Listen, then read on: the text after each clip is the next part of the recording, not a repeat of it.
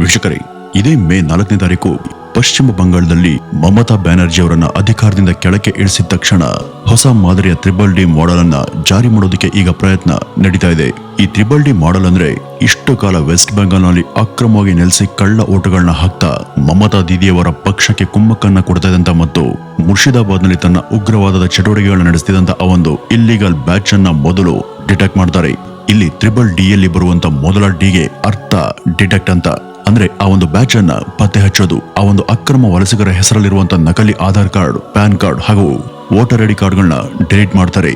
ಈ ರೀತಿ ಮಾಡಿದ ನಂತರ ಯಾವುದೇ ತರಹದ ಕೋರ್ಟ್ ಆಜ್ಞೆವರೆಗೂ ಕಾಯ್ದೆ ರಾತ್ರಿ ಪೂರ ಬಾರ್ಡರ್ ಫೆನ್ಸಿಂಗ್ ಗೇಟ್ ಬಳಿ ಕರೆದೊಯ್ದು ಅಲ್ಲಿರುವಂತ ಗಡಿಯಾಚೆಗೆ ಅವರನ್ನೆಲ್ಲ ಬಲವಂತದಿಂದ ಹೊರದಬ್ತಾರೆ.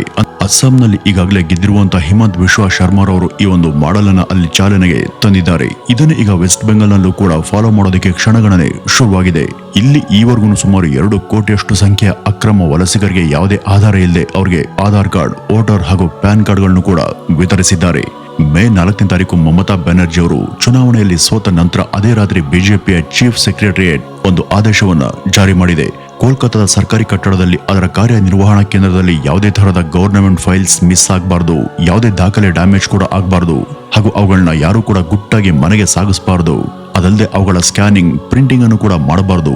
ಈ ಮೂಲಕ ಅಲ್ಲಿ ಇರುವಂತಹ ಸರ್ಕಾರಿ ಫೈಲ್ಗಳೆಲ್ಲ ಇಲ್ಲಿವರೆಗೂ ಹೇಗೆ ಯಾವ ಸ್ಥಿತಿಯಲ್ಲಿ ಇದ್ವೋ ಅದೇ ಯಥಾಸ್ಥಿತಿಯಲ್ಲಿ ಇರಬೇಕು ಅಂತ ಅಲ್ಲಿಯ IPS, IAS, chief secretary, west ಬೆಂಗಾಲ್ನ IG, ಪೊಲೀಸ್ ಮ್ಯಾಜಿಸ್ಟ್ರೇಟ್ ಹೀಗೆ ಇವರೆಲ್ಲರೂ ಕೂಡ ಕಟ್ಟುನಿಟ್ಟಿನ ಆರ್ಡರ್ಸ್ ಅನ್ನ ಪಾಸ್ ಮಾಡಿದ್ದಾರೆ. ಒಂದ್ ವೇಳೆ ಈ ಒಂದು ರೂಲ್ಸ್ ಬ್ರೇಕ್ ಆಗಿ ಅಲ್ಲಿ ಸರ್ಕಾರಿ ಕಟ್ಟಡದಲ್ಲಿ ಇರುವಂತಹ ಯಾವುದೇ ಸರ್ಕಾರದ ಫೈಲ್ಗಳಲ್ಲಿ ಒಂದು ಫೈಲ್ ಏನಾದರೂ ಮಿಸ್ ಆದ್ರೆ ಎಲ್ಲರನ್ನೂ ಕೂಡ ಸಸ್ಪೆಂಡ್ ಮಾಡುವ ಬಗ್ಗೆ ಎಚ್ಚರಿಕೆಯನ್ನು ಕೂಡ ಕೊಡಲಾಗಿದೆ. ಅಲ್ಲಿ ಇರುವಂತಹ CM ಸ್ಟೇಟ್ ಸೆಕ್ರೆಟರಿ ಆಫೀಸ್ ನ ಹೊರಗಡೆ ವಿಕಾಸ್ ಭವನ್ ಎಂಬ ಒಂದು ಎಜುಕೇಶನ್ ಮಿನಿಸ್ಟ್ರಿ ಆಫೀಸ್ ಬಳಿ ಇರುವಂತಹ ಹೆಲ್ತ್ ಮಿನಿಸ್ಟ್ರಿಯ ಫೈನಾನ್ಸ್ ನ ಆಫೀಸ್ ಗಳ ಬಳಿ ಯಾರಾದರೂ ಪೇಪರ್ ಗಳನ್ನ ಅಪ್ಪಿ ತಪ್ಪಿ ಗುಟ್ಟಾಗಿ ಮನೆಗೆ ತಗೊಂಡು ಹೋದ್ರೆ ಅಂತವರನ್ನ ಬೆಂಗಾಲ್ನ ಆರ್ಮಿ ಸೈನಿಕರು ತಡೆದು ಗೇಟ್ ಬಳಿನೇ ನಿಲ್ಲಿಸುತ್ತಿದ್ದಾರೆ. ಅಲ್ಲಿಯ ಸ್ಟ್ರಿಕ್ಟ್ ಚೆಕಿಂಗ್ ಪ್ರಕ್ರಿಯೆ ಬಹಳ ಜೋರಾಗಿ ನಡೆಯೋದಕ್ಕೆ ತಯಾರಿ ನಡೀತಾ ಇದೆ. ಇದೇ ಮೇ 9ಕ್ಕೆ ಈ 3D ಮಾಡೆಲ್ ಅನ್ನು ಅಲ್ಲಿ ಜಾರಿ ತರುವಂತ ಸಲುವಾಗಿ ಈ ಒಂದು ಸಿದ್ಧತೆಯನ್ನ ನಡೆಸಲಾಗ್ತಿದೆ. ಬೂತ್ ಲೆವೆಲ್ ನಲ್ಲಿ ಸ್ಪೆಷಲ್ ಟಾಸ್ಕ್ ಫೋರ್ಸ್ 9ರಂದೇ ಅಲ್ಲಿ ತನ್ನ ಕೆಲಸವನ್ನ ಶುರು ಮಾಡಲಿದೆ. ಬೆಂಗಾಲ್ನ ದೀದಿಂತಾನೆ ಹೆಸರಾಗಿದ್ದಂತ ಮಮತಾ ಬ್ಯಾನರ್ಜಿ ಹಾಗೂ ಅಭಿಷೇಕ್ ಬ್ಯಾನರ್ಜಿ ಕಳೆದ 15 ವರ್ಷಗಳಿಂದನೂ ಕೂಡ ತಮ್ಮ ನಿರಂಕುಶ ಆಡಳಿತವನ್ನ ಯಾರ ಭಯ ಕೂಡ ಇಲ್ಲದೆ ನಡೆಸ್ತಾ ಬಂದಿದ್ರು. ಇವರು ತಮ್ಮ ಆಡಳಿತ ನಡೆಸುವಂತ ಸಲುವಾಗಿ ಬಾಂಗ್ಲಾದೇಶದಿಂದ ಅಕ್ರಮವಾಗಿ ಭಾರತಕ್ಕೆ ನುಸುಳಿದಂತ ವಲಸಿಗರಿಗೆ ಕರೆದು ಆಶ್ರಯವನ್ನ ಕೊಟ್ಟಿದ್ರು. ಅವ್ರಿಗೆ ಇಲ್ಲಿ ಬದುಕೋದಿಕ್ಕೆ ಬೇಕಾದಂತ ಎಲ್ಲಾ ಸೌಲಭ್ಯವನ್ನು ಕೂಡ ಕಲ್ಪಿಸಿಕೊಟ್ಟಿದ್ರು. ಈ ಮೂಲಕ ಈ ದೇಶದವರೇ ಆದಂತ ನಾವು ನೀವೆಲ್ಲ ಕಷ್ಟಪಟ್ಟು ಕಟ್ತಾ ಇರುವಂತ ನಮ್ಮ ತೆರಿಗೆ ಹಣದಲ್ಲಿ ಅವ್ರಿಗೆಲ್ಲ ಅನುಕೂಲ ವಾತಾವರಣವನ್ನ ನಿರ್ಮಿಸಿದ್ರು. ಇವತ್ತು ಇಡೀ ದೇಶದಲ್ಲಿ ಆರ್ಥಿಕವಾಗಿ ವೆಸ್ಟ್ ಬೆಂಗಾಲ್ ರಾಜ್ಯ 24ನೇ ಸ್ಥಾನದಲ್ಲಿದೆ. 1947ರ ಸಮಯದಲ್ಲಿ ಬ್ರಿಟಿಷ್ ಆಳ್ವಿಕೆಯಲ್ಲಿ ಇದ್ದಂತ ದೇಶದಲ್ಲಿ ಬೆಂಗಾಲ್ 2 ಹಾಗೂ 3ನೇ ಸ್ಥಾನದಲ್ಲಿ ಇತ್ತು. ಅಂತ ರಾಜ್ಯ ಇವತ್ತು ಇಷ್ಟು ಹಿಂದೆ ಉಳಿದಿದೆ. ಯಾಕೆಂದ್ರೆ ಅಲ್ಲಿ ಯಾವುದೇ ತರಹದ ಡೆವಲಪ್ಮೆಂಟ್ ಇಲ್ಲ, ಕೈಗಾರಿಕೆಗಳು ಇಲ್ಲ, MNC ಕಂಪನಿಗಳಿಗೂ ಕೂಡ ಅಲ್ಲಿ ಜಾಗವನ್ನ ಕೊಟ್ಟಿಲ್ಲ, ಸಾಫ್ಟ್ವೇರ್ ಕಂಪನಿಗಳಿಗೆ ಅಲ್ಲಿ ಸ್ಥಳವನ್ನ ಕೊಟ್ಟಿಲ್ಲ. ಇಂಥ ಅಭಿವೃದ್ಧಿಯ ಕೆಲಸ ಮಾಡದೆ ಕೇವಲ ನಿಮ್ಮ ತೆರಿಗೆ ಹಣದಲ್ಲಿ ಅದರ ಅಕ್ರಮ ವಲಸಿಗರಿಗೆ ಸೌಕರ್ಯಗಳನ್ನ ಈ ದೀದಿಂದ ಕರೆಸ್ಕೊಳ್ಳುವಂತ ಆ ಹೆಂಗಸು ಕಲ್ಪಿಸ್ಕೊಟ್ಟಿದ್ರು. ಇವರಿಗೆಲ್ಲ ರೆಫ್ಯೂಜಿ ಕ್ಯಾಂಪ್ಗಳನ್ನ ಕಡ್ಡಾಯವಾಗಿ ಮಾಡಿತ್ತು. ಅದಲ್ಲದೆ ಸುಮಾರು 25,000ಕ್ಕೂ ಹೆಚ್ಚಿನ ಸಂಖ್ಯೆಯ ಅಕ್ರಮ ವಲಸಿಗರಿಗೆ ಸರ್ಕಾರದ ಪಟ್ಟ ಭೂಮಿಯನ್ನ ಹಂಚಿದ್ರು. ಈ ಒಂದು ಜಮೀನುಗಳ ಪೇಪರ್ಗಳನ್ನೇ ಪ್ರೂಫ್ ಆಗಿ ಪರಿಗಣಿಸಿ ಅವರಿಗೆಲ್ಲ ವೋಟರ್ ಐಡಿ ಕಾರ್ಡ್ಗಳನ್ನು ಕೂಡ ಮತ್ತು ಆಧಾರ್ ಕಾರ್ಡ್ಗಳನ್ನು ಕೂಡ ಇಶ್ಯೂ ಮಾಡಿದ್ರು. ದೀದಿಯಿಂದ ಇಷ್ಟೆಲ್ಲ ಸೌಲಭ್ಯನ ಪಡ್ಕೊಂಡು ಒಂದು ಐಡೆಂಟಿಟಿ ತಗೊಂಡಂತ ಅವರೆಲ್ಲ ಹಾಗೆ ಇಷ್ಟು ಕಾಲ ಸೈನಿಕರ ಹಾಗೆ ಕವಚದ ಹಾಗೆ ನಿಂತಿದ್ರು. ಚುನಾವಣಾ ಸಮಯಗಳಲ್ಲಿ ಕ್ರೂಡ್ ಬಾಂಬ್ಗಳನ್ನ ಎಸ್ತು ದಾಂಧಲೆಯನ್ನ ಎಬ್ಸಿದ್ರು.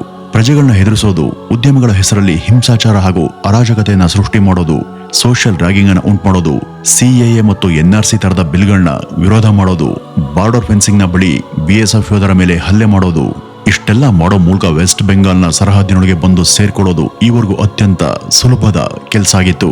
ಈ ಒಂದು ನಕ್ಷೆನ ಒಂದ್ಸಾರಿ ಗಮನಿಸಿ. ಇದರಲ್ಲಿ ಬಾಂಗ್ಲಾ ಹಾಗೂ ಬಂಗಾಳ ಇವೆರಡರ ಮಧ್ಯೆ ಸುಮಾರು 2200 ಕಿಲೋಮೀಟರ್ ಅಂತರದ ಗಡಿ ಇದೆ.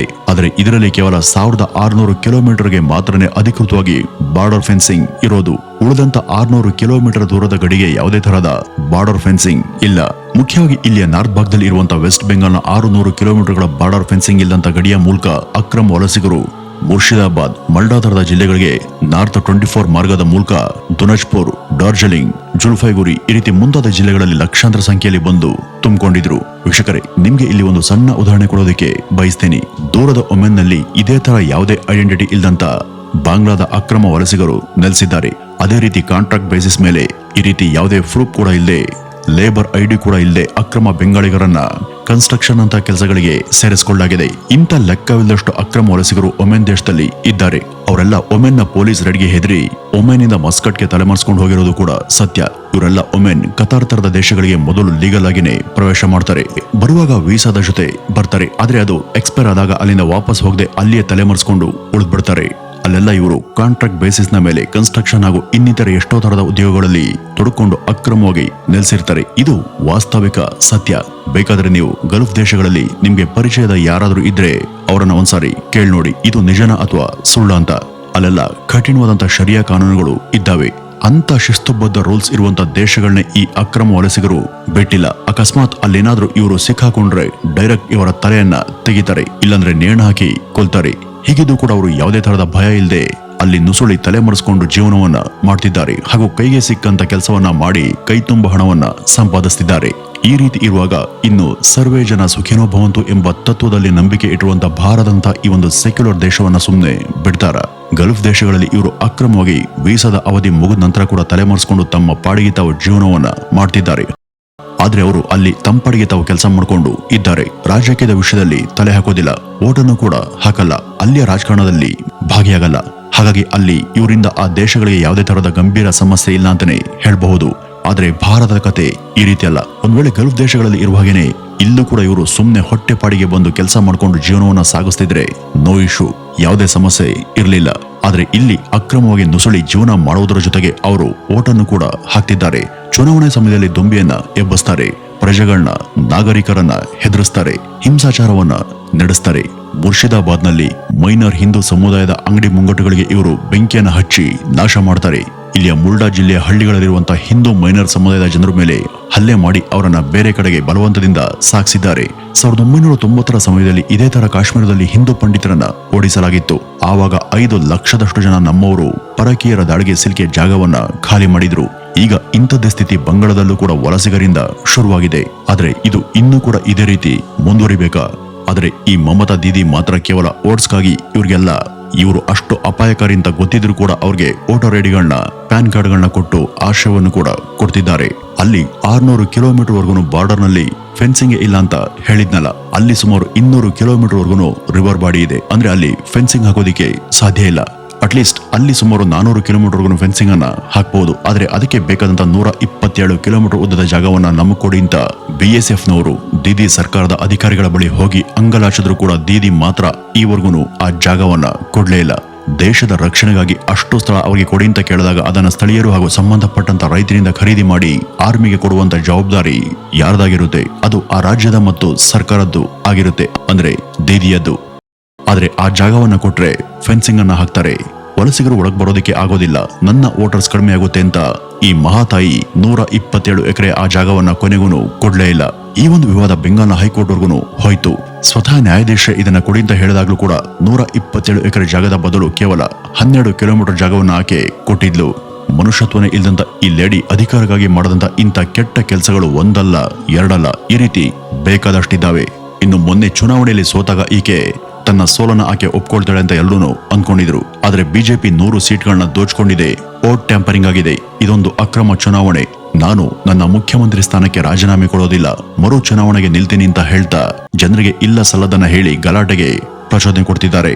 ಇವ್ರ ಮೇಲೆ ಕೇಸನ್ನ ಹಾಕಿ ಜೈಲಿಗೆ ಹಾಕೋರ್ಗು ಮುರ್ಷಿದಾಬಾದ್ನಲ್ಲಿ ನಡೆದಂತ ಉಗ್ರ ಚಟುವಟಿಕೆಯಲ್ಲಿ ಸತ್ತವರ ಆತ್ಮಗಳಿಗೆ ಶಾಂತಿ ಸಿಗಲ್ಲ ಅಂತ ಅನ್ಸುತ್ತೆ. ಈಗ ಇರುವಂತ ಮುಖ್ಯ ಪ್ರಶ್ನೆ ಏನಪ್ಪಾ ಅಂದ್ರೆ, ಅಲ್ಲಿ ಇರುವಂತ 2 ಕೋಟಿಗಿಂತನೂ ಕೂಡ ಹೆಚ್ಚಿನ ಸಂಖ್ಯೆಯ ಅಕ್ರಮ ವಲಸಿಗರನ್ನ ಹೇಗೆ ಜಾಗವನ್ನ ಖಾಲಿ ಮಾಡಿಸೋದು ಅಂತ. ಅವ್ರನ್ನ ಅಲ್ಲಿಂದ ಖಾಲಿ ಮಾಡಿಸೋದು ಅಷ್ಟು ಸುಲಭದ ಕೆಲಸನ? ಹೌದು, ಇದು ಅಷ್ಟು ಸುಲಭದ ಕೆಲಸ ಏನು ಅಲ್ಲ. ಯಾಕೆಂದ್ರೆ ಈ ವಲಸಿಗರಿಗೆ ಸಂಬಂಧಪಟ್ಟಂತ ಎಲ್ಲಾ ದಾಖಲೆ ಪತ್ರಗಳು ಕೂಡ ಈಗ TMC ಕಚೇರಿಯಲ್ಲೇ ಇವೆ. ಆ ಒಂದು ಪಕ್ಷದ ಕೆಲ ಗೂಂಡಗಳು ಆಗ ವಲಸಿಗರಿಗೆಲ್ಲ ರೆಫ್ಯೂಜಿ ಕ್ಯಾಂಪ್ಗಳಲ್ಲಿ ಆಶ್ರಯವನ್ನು ಕಲ್ಪಿಸಿ ಕೊಟ್ಟಿದ್ರು. ಹಾಗೂ ಇವ್ರಿಗೆಲ್ಲ ಲಕ್ಷ್ಮೀ ಭಂಡಾರ, RXYZ ಗಳ ಸ್ಕೀಮ್ಗಳ ಸೌಲಭ್ಯವನ್ನು ಮೊದಲೇ ಕೊಟ್ಟಿದ್ರು. ಈ ಒಂದು ಸ್ಕೀಮ್ನ ಅಡಿಯಲ್ಲಿ ವಲಸಿಗರ ಪ್ರತಿ ಕುಟುಂಬದ ಪ್ರತಿ ಮಹಿಳೆಗೆ ಸರ್ಕಾರದಿಂದ ಹಣ ಬರ್ತಿದೆ ಅನ್ನುವಂತ ಒಂದೇ ಆಧಾರದಲ್ಲಿ ಅವ್ರಿಗೆ ಆಧಾರ್ ಕಾರ್ಡ್ ಕೂಡ ಇಶ್ಯೂ ಮಾಡಿದ್ರು. ಇದೇ ರೀತಿ ವೋಟರ್ ID ಮತ್ತು ಪ್ಯಾನ್ ಕಾರ್ಡ್ಗಳು ಕೂಡ ಅವರ ಕೈಯನ್ನ ಸೇರಿದ್ದಾವೆ.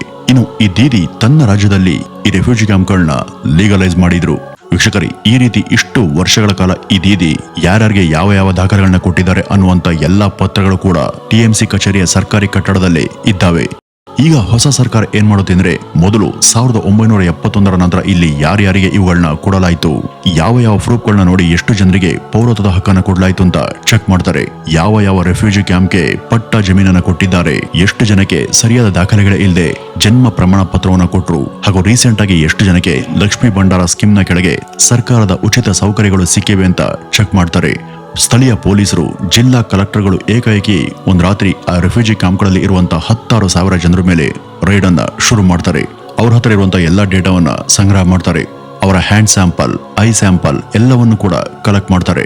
ನಂತರ ಆ ಒಂದು ಸ್ಯಾಂಪಲ್ಗೂ ಅವ್ರ ಬಳಿ ಇರುವಂತಹ ಆಧಾರ್, ವೋಟರ್ ಕಾರ್ಡ್ಗಳಲ್ಲಿ ಇರುವಂತಹ ವಿವರಕ್ಕೂ ಮ್ಯಾಚ್ ಆಗುತ್ತಾ ಅಂತ ನೋಡ್ತಾರೆ.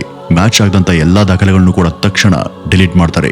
ಆ ಬಳಿಕ ಅವ್ರಿಗೆ ಇಲ್ಲಿಯ ಯಾವುದೇ ಸೌಲಭ್ಯ ಸಿಗೋದಿಲ್ಲ, ಇಲ್ಲಿಯ ಸಿಮ್ ಕಾರ್ಡ್ ಸಿಗಲ್ಲ, ಉದ್ಯೋಗ ಕೂಡ ಸಿಗೋದಿಲ್ಲ. ನಂತರ ಅವರು ಕೋರ್ಟ್ಗೆ ಹೋದ್ರೂ ಕೂಡ ಅಪೀಲ್ ಅನ್ನ ಮಾಡೋದಕ್ಕೆ ಆಗೋದಿಲ್ಲ. ಮತ್ತೆ ಅವರೆಲ್ಲರನ್ನು ಕೂಡ 600 ಕಿಲೋಮೀಟರ್ ದೂರದ ಗಡಿ ಹತ್ರ ಫೆನ್ಸಿಂಗ್ ಇಲ್ಲಂತ ಕಡೆ ತಗೊಂಡು ಹೋಗಿ ಅವರನ್ನ ಆಚೆಗೆ ಡಿಪೋರ್ಟ್ ಮಾಡ್ತಾರೆ. ಇನ್ನು ಈ ಕುಟುಂಬದ ಸಣ್ಣ ಮಕ್ಕಳು ಹಾಗೂ ಹೆಂಗಸರನ್ನ ಮುಂದಿನ 30 ದಿವಸದವರೆಗೂ ಡಿಟೆನ್ಷನ್ ಕೇಂದ್ರಗಳಲ್ಲಿ ಇರಿಸಿ ನಂತರ ಡಿಪೋರ್ಟ್ ಮಾಡ್ತಾರೆ. ಈ ಮೂಲಕ ಹೊಸ ಸರ್ಕಾರ ತನ್ನ ಕೆಲಸವನ್ನ ಮುಂದುವರಿಸುತ್ತೆ. ಈಗಾಗಲೇ ಇವ್ರಿಗೆಲ್ಲ ಅಮಿತ್ ಶಾ ಅವರು ಪ್ಯಾಕ್ ದಿ ಬ್ಯಾಗ್ ಅನ್ನುವಂತ ಕರೆಯನ್ನ ಕೊಟ್ಟಿದ್ದಾರೆ. ಇಷ್ಟು ದಿವಸ ಮೆರೆದಿದ್ದಾಯ್ತು, ಈಗ ಗಂಟು ಮೂಟೆಯನ್ನ ಕಟ್ಕೊಂಡು ಜಾಗವನ್ನ ಖಾಲಿ ಮಾಡೋದಕ್ಕೆ ರೆಡಿಯಾಗಿಂತ ಎಚ್ಚರಿಕೆಯನ್ನ ಕೊಟ್ಟಿದ್ದಾರೆ. ಇಷ್ಟೆಲ್ಲ ಉಪಯುಕ್ತ ಹಾಗೂ ಆಗ್ಲೇಬೇಕಿದಂತ ಕೆಲಸಗಳು ಈಗ ನಡೆಯೋದಕ್ಕೆ ಸಜ್ಜಾಗಿದ್ದಾವೆ. ವೀಕ್ಷಕರೇ, ಇದಿಷ್ಟು ಇವತ್ತಿನ ಈ ಒಂದು ವಿಡಿಯೋದ ಮಾಹಿತಿ. ಇನ್ನು ಇದ್ರ ಬಗ್ಗೆ ನಿಮ್ಮ ಅಭಿಪ್ರಾಯವನ್ನ ಕಮೆಂಟ್ ನ ಮೂಲಕ ತಪ್ಪದೆ ತಿಳಿಸಿ. ನಮಸ್ಕಾರ.